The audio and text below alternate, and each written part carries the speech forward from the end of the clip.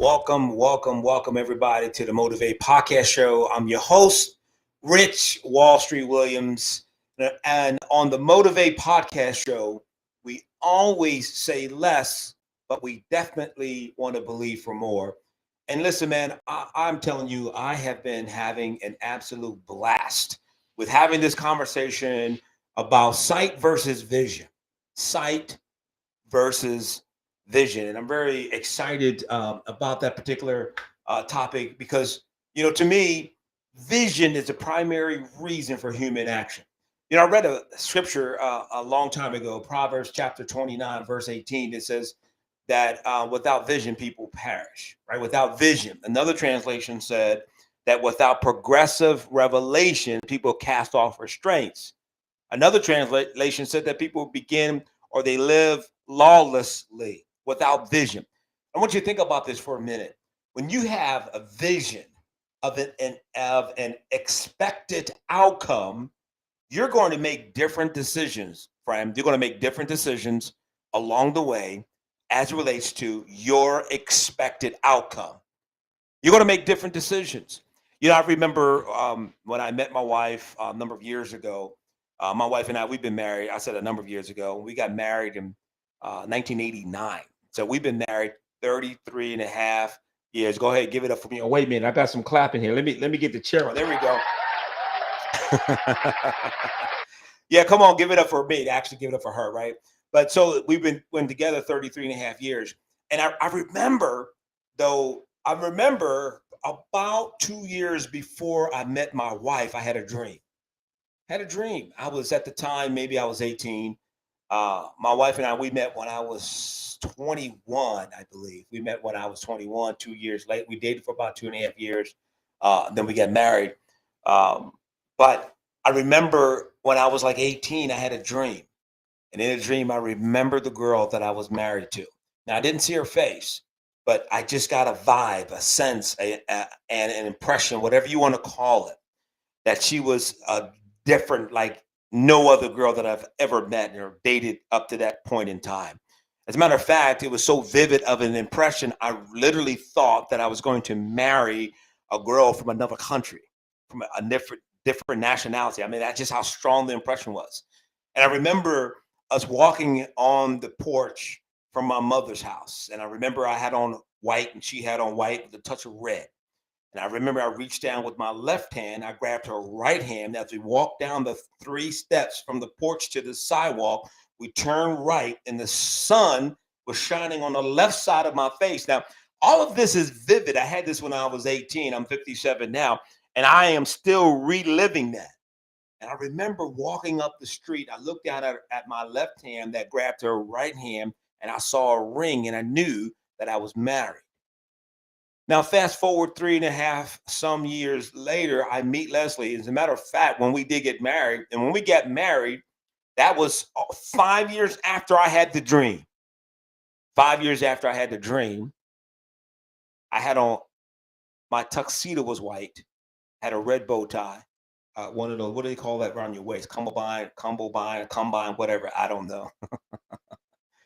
She had on a white wedding gown with a touch of red. And it didn't dawn on me until after we were married that I'm like, oh my goodness, I dreamed this. And so that showed me early in life that you can have a dream, you can have a vision that's so vivid that it's going to dictate and it's going to determine your destination. It's going to determine your decision. So I've been talking about sight versus vision because, friend, I'm absolutely 110% committed to the idea of helping someone else succeed in life. My mission in life is to get people passionate and excited about things that they cannot see. That's my dream. That's my vision. That's what I want to do. So we get into this conversation about sight versus vision, right? So what is sight? Sight is the faculty or power of seeing. Sight is the power of seeing. Sight is the power of seeing. Sight brings us the information and our vision interprets it. Sight brings you the information. See, understand this, friend, that we see through our eyes, and we don't really see with our eyes. We see through our eyes, but we don't really see with our eyes. What does that mean? So I was last month, as I was reading information and getting ready to have this conversation this month on vision, I read an article that talked about the eye being trichromatic, I think it was the term. And if I'm saying it wrong or pronouncing it wrong, there's so many people that have that are and experts in that area. Just share it in the comments below what it is, right? And that's three colors, primary trichromatic, I believe, is what the word was. Three colors: red, green, and blue, I believe, right? And so the eye itself interprets about 100 or a few hundred shades of color, right? Color, light, shades of color and light. The brain interprets thousands, maybe millions, different shades and color. So that showed me that we see through our eyes. We're not really seeing with our eyes, but we're seeing with our mind. We are seeing with our brain. So that's why I said sight brings us the information. Our eyes bring us the information. Our brain is going to interpret it. Now, here's the beautiful thing about that interpretation that the brain does is that this interpretation by the brain, right, is based upon information that we feed it. So your brain is a supercomputer. The brain is a supercomputer. The brain is a supercomputer, data in, data out. Whatever you put in the brain, whatever you put in your mind, that's what the mind is going to produce in your life. Here's a reality, friend, that whatever it is that's happening in your life today, whatever is existing in your life today, understand this, that it's existing there because I invited it in. Okay, all right, so let me say this. Because I just jump in, I start saying stuff, and people hear it based upon where they are. But let me be very careful with these next set of words. Everyone now leans in, right? Let me be very careful with these next set of words. I am not saying that if you were abused in life, it's your fault. Hear me good, friend. That's not what I'm saying when I say you invited into your life. I am not saying that a man or a woman that have been in an abusive relationship, or a child that was molested, a young child that was molested, I'm not saying that is your fault. That is not what I'm saying right now. What I am saying is once we get to a level of accountability and we get information, knowledge then kicks in. See, if someone told me before that knowledge is power, and then you know what? It's not necessarily true. Knowledge in and of itself isn't power. Knowledge in and of itself isn't power. It is the concerted effort and decision to act on that information that's going to unlock the power that's in that knowledge. See, education without application is worse than having no education at all, friend. Education without application, without acting on that information. Listen, it's just like faith. You know, the Bible says in Hebrews 11:1, now faith is the substance of things hoped for, the evidence of things not yet seen. But there is a hearing and believing side of it, and then there is an action side of it. I just can't hear alone and not have a manifestation or a demonstration or revelation on what I'm hearing. I got to make a concerted effort and decision that I'm going to act on that information. Think about this from the scripture, the word, the Bible. Some may embrace it, some may not, as relates to this platform, because this platform that I'm on, Motivated Podcast Show, it goes out to everybody. And everyone not necessarily believe the way that I believe, and that's okay, right? I'm just talking about what I believe. The word in and of itself, the Bible, does not have the power to impact and change lives. Now, by itself, I got to make a concerted effort and decision to read, understand, and then apply what I am learning. Does that make sense? Listen, just because you get a degree from any college or university doesn't mean you're going to be at the top in your career field. It doesn't mean you're going to be the top in your vocation, right? What it means is now I've demonstrated the ability to pass a series of tests that position me right now, right? That I get a college degree from a university. That degree in and of itself is not going to impact and change my life. Not by itself. I have to make a concerted effort and or decision to act on that information that's going to impact my life. I get a degree in biology. I got to make a concerted decision to act on the information as it relates to being a biologist. Right? I got a business degree. That degree, in and of itself, did make a difference by itself. You know, friend, and we're talking about sight and vision. I got to understand you. I want you to, I'm taking you on a journey with me today about this sight and vision, why I'm passionate about vision, and why I'm passionate about having these kind of conversations with you about vision. I want right now, friend, I want you to pretend that it's just you and I talking. Right now, it's just you and I. We're just having a casual conversation between friends. Let me tell you this, friend. You can make the difference in your life right now. You can make the difference in your family right now. You can make the difference in your company right now. You can make the difference in your community right now. You can make the difference. I remember going back to school. I started out as a manufacturer in a manufacturing environment. My dad and his dad were blue collar workers, and so I've inherited the blue collar worker mindset, whatever you want to call it. I'm working in the manufacturing. I enrolled into a CNC apprenticeship program. CNC means computer numerical control operator, highly skilled machinist. Right? It was 4 years, 8,000 hours of training to become a certified numerical control operator or a highly skilled machinist. I remember part of the training, I had Department of Defense clearance, I had Department of Energy clearance, because most of the work that I was working on were nuclear uh, components of naval ships and attack submarines. So I had to have defensive Department of Defense clearance, Department of Energy clearance to work on these uh, parts that were large. And so I'm going through this. Just stay with me on this journey. I'm going through these classes, right? Now, I wasn't that good in school, right? My thing was sports. I played sports. I played football. I played basketball. I tried volleyball for 1 year and I realized, okay, this is not really my thing, right? I ran track in school. When I graduated from high school, I had a partial scholarship to play basketball for a Division II school. I turned it down because I'm a blue collar worker. That's not what we do. I'm going to work in a factory. 4 years, 8,000 hours to become a CNC operator.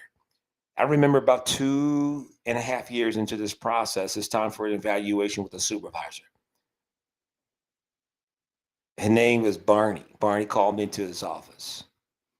I sat down. I was expecting Barney to say something like this: "Hey, Rich, we don't know what we would have done without you. Young man, you seem to be a bright and shining star. We've never seen anyone work like this before. We've never seen it." That's what I was expecting him to say. Here's what he said to me in that interview.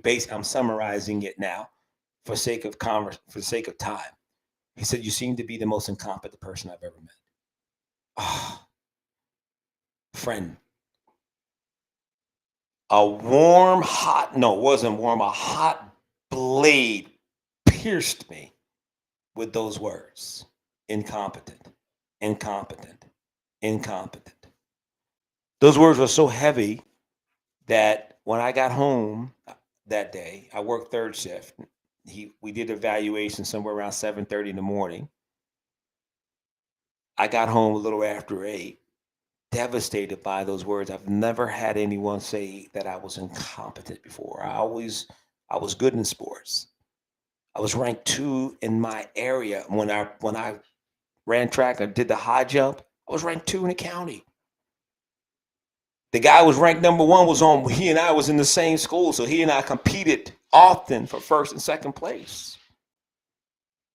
Right?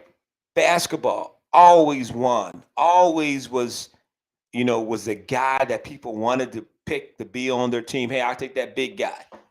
I'm 6'1", 203 pounds. Back then, when you play basketball, if you're 6'1", you're a big guy. Today, big guy is a whole nother level, right? Right? Always win. Did well in school as relates to sports. You're incompetent. Those words created a different vision in my mind about myself. I got home from work and I cried like a baby, man. Sat on the steps and Who's laughing? I don't know. A grown man crying, right? But I made a decision. I said, never again will anyone say that Richard Williams is incompetent. I went on afterwards, and then I went to business school, went to college to get a degree in business. And I remember the first day I walked into the library, I wrote on the chalkboard, information is the difference between success and failure. Why did I do that? Because in my mind, I said no one would ever say that Richard was incompetent. So I wrote on the chalkboard, information is the difference between success and failure. I knew that if I was going to be successful in getting this degree in business and then going on to launching businesses, right? I knew that I had to apply this information. Education plus application makes all the difference in the world. But I had a vision for my success, right? I had a vision. I had to start thinking differently. I had to start seeing things differently. That brings me to today about the sight versus vision. Sight is the lens of the eyes. Vision is the lens of the brain. Vision is the lens of the mind, of the human imagination. Friend, if you can see it, you can be it. If you can see it, you can be it. If you can see it on the canvas of your imagination. Can we do a canvas imagination exercise? Of course we can. You may be watching this live or with me right now, or you're going to be watching this at some point later on the YouTube channel, on Facebook, or wherever. I want you to just pause whatever you're doing right now, and I want you to visualize your success. I want you to see that success, right? I want you to close your eyes. I want you to see your success. Visualization. It's important. Open your eyes. We didn't have time to do it for long, but vision, friend, is the ability to think about or plan the future with imagination and with wisdom. That's what vision is. See, because without vision for life, we function as a ship without a rudder, actively moving, but without a certain destination. Without vision, ship without a rudder, actively moving without a destination. Let's have a destination for where we're going. Friend, you got to see your success long before you be your success. I know grammatically that's not correct, but I think you get the point. You got to see it long before you be it. Because here's what I know, that if I can hold my success in my mind, eventually I'm going to hold my success in my hand. If I can hold it in my mind, I eventually will hold it in my hand. I made a few if-then statements a few weeks ago, which some of them bear to be repeated. You know, one of the if-then statements that I made said that if sight is limited, then vision must be unlimited. If sight is limited, then vision must be unlimited. Here's another statement that I made. If sight is reactive, then vision must be proactive. If-then statement. If sight is the lens of the eyes, and then vision, my friend, must be the lens for the brain or the mind or human imagination. Vision will connect your present to your future. Vision will connect your present to your future. See, it's not important what happened to me as much as what's happening in me, because that's going to determine what happens through me. It doesn't matter what happened to me. Now, again, I said this earlier, I'm not making light of anyone that have experienced a tough time, a challenging time, because all of us experience tough times. All of us on some level experience challenging times. Listen, I read a scripture says that a weapon, Isaiah chapter 54, I think somewhere around verse 17, that weapons are formed, but they don't have to prosper. Weapons are formed against us, but they don't have to prosper. Weapons are formed. Haters are confused fans. Haters are motivators, right? So I'm just taking you through this journey of this vision. Vision will be a voice that will invite you into your future life. Vision is a voice that will invite you into your future life. Years ago, I'm sitting in my home and back, and we lived on Edison Street in York, Pennsylvania. As a matter of fact, the address was 1250 Edison Street, York, Pennsylvania. For my friends that are seeing this and you live in York, drive down Edison Street. It's on the east end of town. 1250, right there. There's a corner house. There's a small garage behind it. 1250 Edison Street. I remember during that time we were having some tough times. My wife and I, financially tough times, challenging time. My son at the time was a couple of years old, and the times were so challenging that we were eating tuna noodle casserole for dinner because it was inexpensive to buy and make.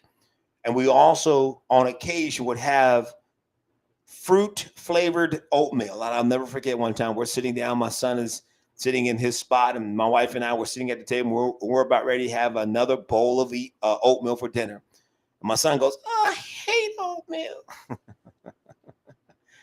He said, "Daddy, I hate oatmeal." Why did he say that? Kid's supposed to love oatmeal. He was having oatmeal so much, oatmeal for breakfast, lunch, and dinner. "I hate oatmeal, Daddy. I hate oatmeal." That cut me. Again, a hot knife.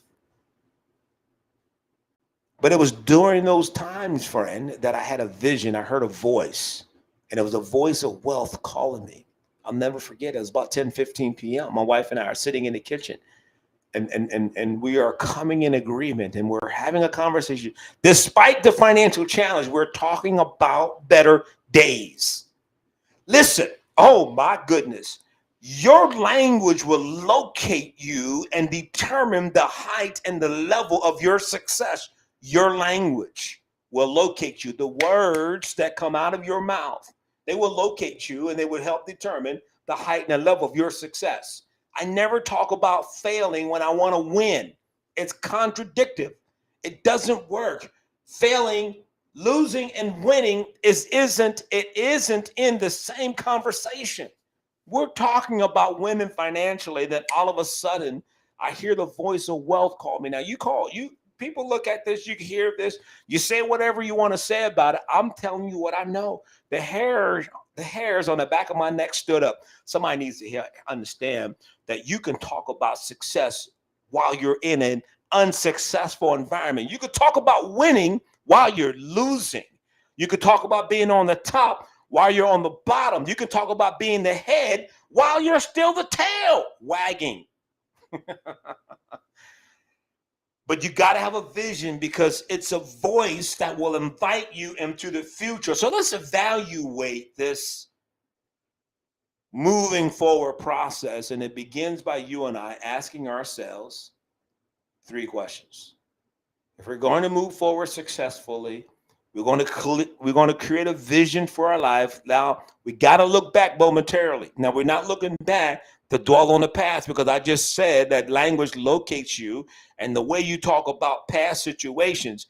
If I'm always talking about what I didn't like in the past, I'm creating that manifestation in my present. If I can hold it in my mind, eventually I'm going to hold it in my hand.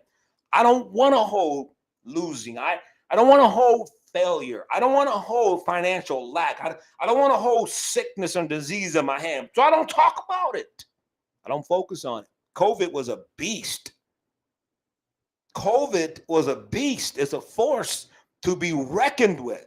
And I'm making light of COVID. And then I took the precautions. I got the booster shot. I'm not afraid. Oh, I wasn't scared. I got the booster shot. My wife prayed. We came in agreement. Let's get the shot. But prior to COVID, I was doing things like, they say washing your hands. I mean, you mean Slim? You weren't washing your hands before COVID? You see little videos coming out, people washing their hands. Before COVID, people washing their hands like this. They went on. During COVID, they were washing their hands like this. 65 minutes washing your hands. What are you preparing for? Some special surgeries? Physicians, surgeons don't even wash their hands 65 minutes. Okay, I'm having fun, but you understand the point. COVID was a beast. I didn't talk about my fear of COVID. I always talked about overcoming COVID. Now, listen, we all go through tough times and challenging times. Listen, I had a brother The beginning of this year, January 2022, my brother died, COVID symptoms. 2 weeks later, I had a cousin died, COVID symptoms. So I'm not making light of it. I've seen family members be attacked by COVID, but I'm just talking about Rich right now. There was a decision that I made. There was a decision that I made about my health. My language was about my health, getting the information, doing the things that I need to do. But let's look back for a minute. There are 3 questions as you begin to build a vision for your life, for your business, for your family, for your ministry, whatever it is that you're building a vision for. I believe there are 3 questions that you need to ask yourself in 2022 as you prepare to launch in 2023. The first question is I encourage you to ask yourself is what did I do, create, or experience this year that I'm really proud of? What happened in 2022 that or an experience that you created or you were a part of that you're really happy with? You're really happy with the results, the impact, etc. The second question, friend, I want you to ask yourself is what mistakes did I make that taught me something? Now, this is not an opportunity to focus on negative situation. We all have tough times. We all experience on some level challenging times. Weapons are formed, but they don't have to prosper. What mistakes did I make in 2022 that taught me something? So you don't lose, you get lessons in life. And the reason why it's a lesson because it taught you something if you will let it. Now, this is not an invitation for hardship. This is not an invitation to look for tragedy or calamity. That's not what this is. This is saying that in life, you and I, friend, we're going to experience some challenges. The key is that the challenge doesn't have to overcome us, doesn't have to overtake us. So, what mistakes did I make that taught me something in 2022? And the third question now, this is a really good question to ask yourself if you're creating a winning vision for 2023 is what stories have I been telling myself that I'm willing to let go of? For example, I'm not good enough. I'm not tall enough. The color of my skin. They're not going to let someone with my skin color in the room. Okay. Then own your own room. They're going to let you in the room. Okay. Create a room. I'm going to create a room. Or maybe that's not the room for me. You know, years ago, my wife and I, 1998, we started Williams Carpet Cleaning Concierge Services. Williams Carpet Cleaning Concierge Services actually started in 1997. Got into 1998. First year in business, we had $783 in sales. First year in business, $783 in sales. Our expenses were $3,838 expenses. So we spent 5 times the amount that we made. Thank God my wife was still working a job. I was unemployed, doing side hustles. Second year, we went from not making money to doing 5, 6, 7, and it got as high as $10,000 a month. They gotta understand something, friend. Back in 1998, to be making $7,000, $8,000 a month, woo, baby. I looked it up on a salary calculator. In 1998, $10,000 was equivalent to today's money around $25,000. So today, that's like doing $20,000, $25,000, $30,000 a month. Right? I remember the reason why I'm telling you this is because I said about color of my skin being in certain rooms. I will never forget. I'm going to this house. I called the lady. I set an appointment to go because we did carpet cleaning. We started out as carpet cleaning, then we expanded into executive house cleaning services, lawn mowing, snow removal, etc., landscaping. That's how we grew the business. And so I called the lady. I talked to her on the phone. Set the appointment. Great, ma'am. I'll be there 9 o'clock Monday. She said, okay. And I just called her that morning. I'm on my way. Got loaded the van up. Boom. Drove to the neighborhood. Knocked on the door. As I'm walking up the driveway, I see the Venetian blinds click open. And then they slowly go shut. I knock on the door.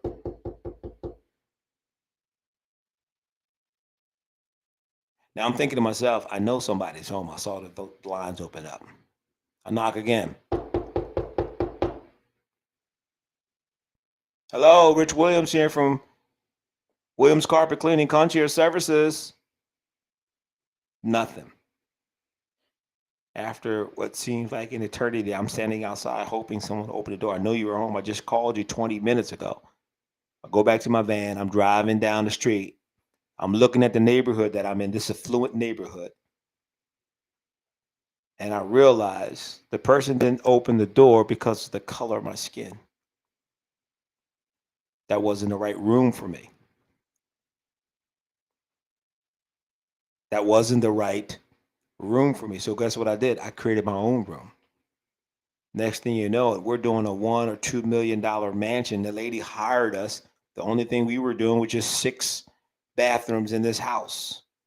They had 2 bathrooms on every floor, first floor, second floor, and the third floor. It was a big house to me back in those days. $2 million home back in 1998 is equivalent to a $6 or $7 million home today.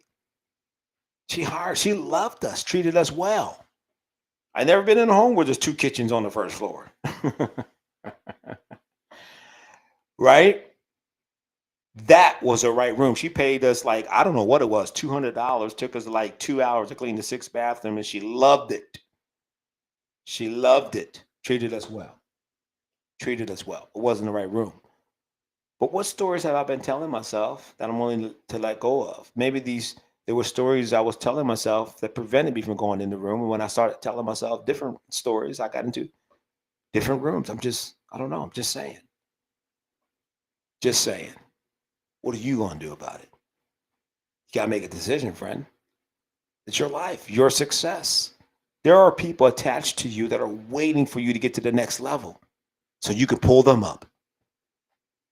See, to me, going to the next level is not only pat myself on the back and say, yeah, I'm here 6, 7 figures. I have arrived. No, I want to bring someone else along for the ride. How many people? I'm looking now. How many people can I take with me? I'm looking now. Are you the one?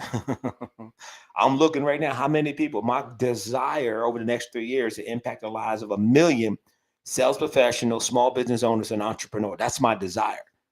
How are you going to help them? I created a page. I posted a page, Momentum 100X. I want to create a group, a family of sales professionals, small business owners, and entrepreneurs across the U.S., around the world in one group. And the whole purpose of the group is to share motivational videos and inspiration and tips and techniques to help them grow and win. What's the cost? Free.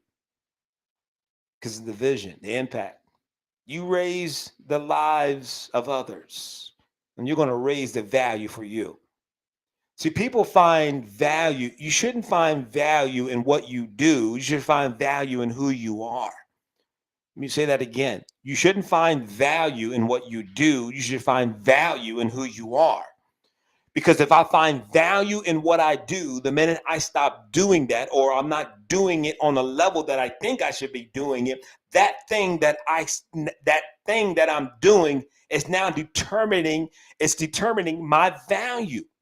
So I don't find value in what I do. I find value in who I am. And see, when you become bigger on the inside, when you become better on the inside, it's going to make a demand for you to be bigger on the outside. But you got to get better on the inside.